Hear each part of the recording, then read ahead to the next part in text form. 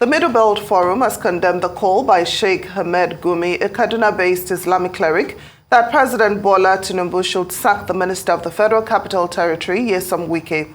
The forum, in a statement by its national president, Dr. Pogu Bitrus, also criticized Gumi for saying that the FCT belongs to the north. Hence, the minister should be from the geopolitical zone. The Middle Belt Forum says the FCT is a part of the Middle Belt and people from the area come from different ethnic stocks and are multi-religious. Well, for more on this, the legal advisor of the Middle Belt Forum, Jacob Mark, joins us now for a discussion. Thank you so much for joining us, Mr. Mark. So we heard the statements, and we have seen a lot of people come out to condemn it. Can we get your official position on some of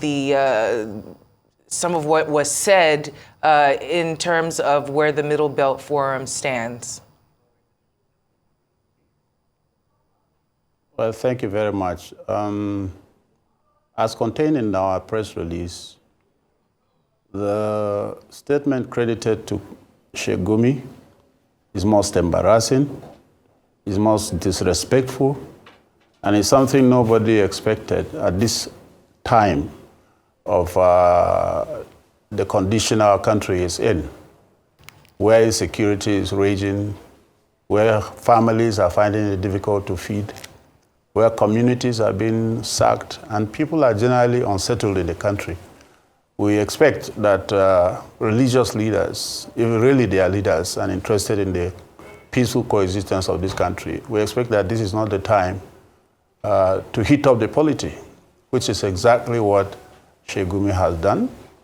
It's unfortunate that such statements will come from him, and we have made our position very clear that Nigeria is on the brinks of a total disaster, and all Nigerians of good faith should be interested in holding the country together, not heating up the polity.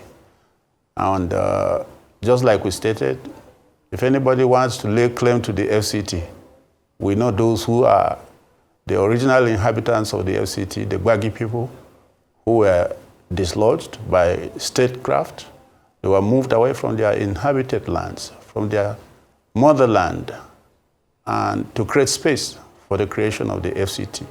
So if anybody is going to lay claim to the FCT, it should be the Gbagi people who are the original inhabitants, the indigenous people of the land.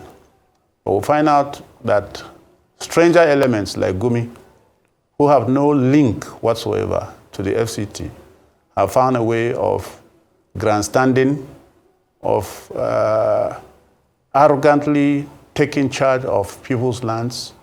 And just like we know, his talk all over the country, dislodging people from their ancestral homes and taking over their lands.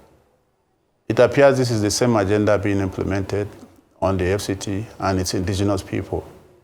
People come and use state power to exert themselves, to accentuate themselves, and place themselves arrogantly over everybody.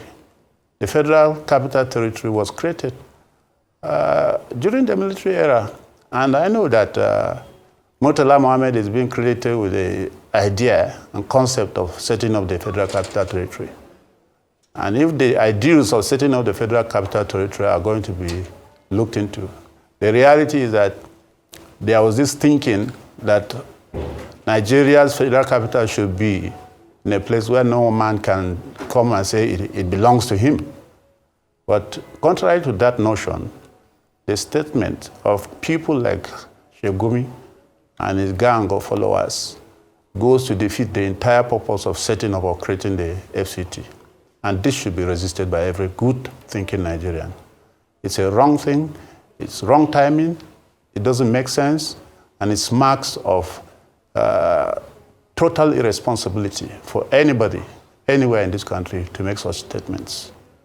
Now, with his statement, some people believe that this reaffirms the opinion that Nigeria is not yet a nation, merely a country. So how do we promote the principle of oneness, that Nigeria belongs to all citizens regardless of religious, ethnic, or political affiliations? Certainly, Nigeria has not yet arrived. And elements like Sheik Gumi are responsible for the total fragmentation of the country. At every point in time, they make statements and they act in a way that does not suggest that they believe in one Nigeria. When issues of national concern are raised, people are quick to jump into their religious boats and shout irresponsible slogans or ideals that should not be heard from them. It is completely sad that a man like Gumi, who has followers, should be speaking like this. What does he expect his followers to do? To carry arms and come to Abuja and begin to fight the government? Or to look for a way of eliminating Wike, who is a minister of the FCT, simply because he's not their religion or their tribe? Such things should not be allowed to happen in this country. But you see, the disintegration of Nigeria is encouraged largely because nothing happens to people like this man. When they make these statements and cause all the trouble they will cause, nothing happens to them. But if their opposite number in another religion says something similar to this, the DSS will be all over the place. The military, the police will be after them. We have the living issues of Igboho, Nnamdi Kanu, all these other people. What Gumi has just said is worse than what all these people have said in the past. But where are they? They have either been sent into prison or they have been hunted out of Nigeria. The man is comfortably sitting in his house in Kaduna, flying all over, negotiating with bandits on who should pay ransom and how much should be paid, making statements like, look, that people should not, bandits or killers, kidnappers, should not be arrested or should not be killed. And nothing happens to him. He claims to know where these people are. He has taken television sets to the bushes where these people are. Nothing has happened to him, and nothing has happened to the killers or kidnappers. So when there is a continuation of tolerance of badness, there is no way the country can survive. There is no way the country can unite as one. And that is what we are seeing. And that is where we come in to say, look, these kind of statements should be reined in. Government, if at all interested in building one country and one Nigeria, for which many people have sacrificed their lives, then such people who make such incendiary statements should be brought to book. At worst, they should be cautioned. But you see, like I said, all these things happen. Nothing will happen to them. Nobody will even caution them. Well, we're definitely watching because definitely inflammatory statements are not what is needed at this time in our polity. But there has been a lot of talk about the restructuring or the need for the restructuring within Nigeria. A lot of individuals have been bringing this message to the fore. What is your position on that and the actuality of that being done within this current administration? Certainly, restructuring Nigeria is the only way out of this kind of conflagration. If you are surviving based on what you produce, if you are a state or you are a local government based on what you generate, people will be careful what they say and how they talk.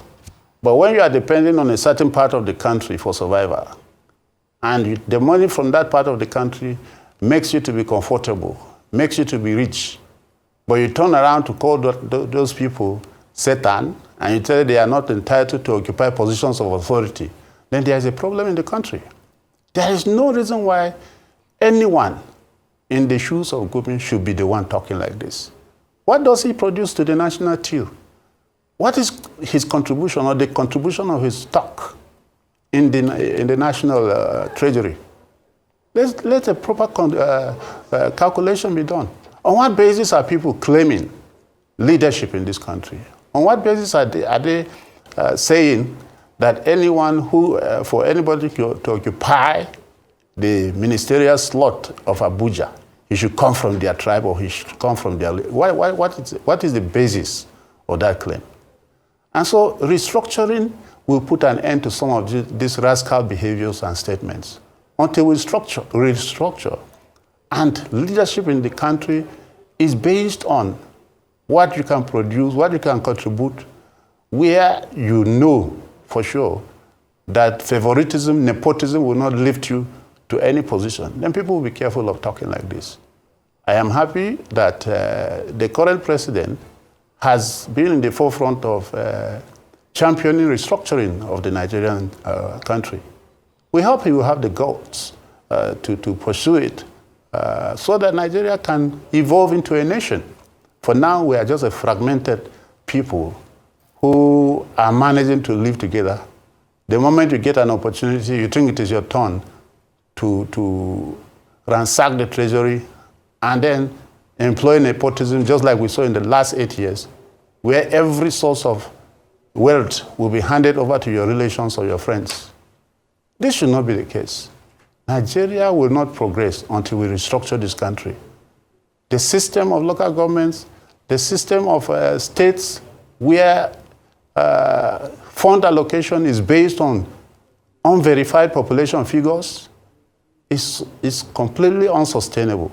The federal allocation formula, where you use land size and population figures that have not been verified to determine how much a section of the country gets or how much is given to states or local governments in the country, is not sustainable. And because it's based on falsehood. We have said it over and over. If we want to experience a nation, then we must start with restructuring. And this country without restructuring would go nowhere. Well, finally, just before we let you go, Sheik Gumi also said President Tinubu will not be allowed to serve for 8 years if he does not remove Nyesom Wike as the FCT minister. So how would you advise the president to react to this threat? Very briefly. If Sheik Gumi was consulted before Nyesom Wike was appointed, maybe he can make such crazy demands. But we want to see, and we'll wait and see, because also I don't belong to the cabinet of the president or I'm near him. But if I was the president, I would tell Sheik Gumi to go to hell. Well, that we certainly would not condone any of that kind of talk, but we see that you are passionate about your stance today. Thank you for joining us for our discussion, Jacob Mark.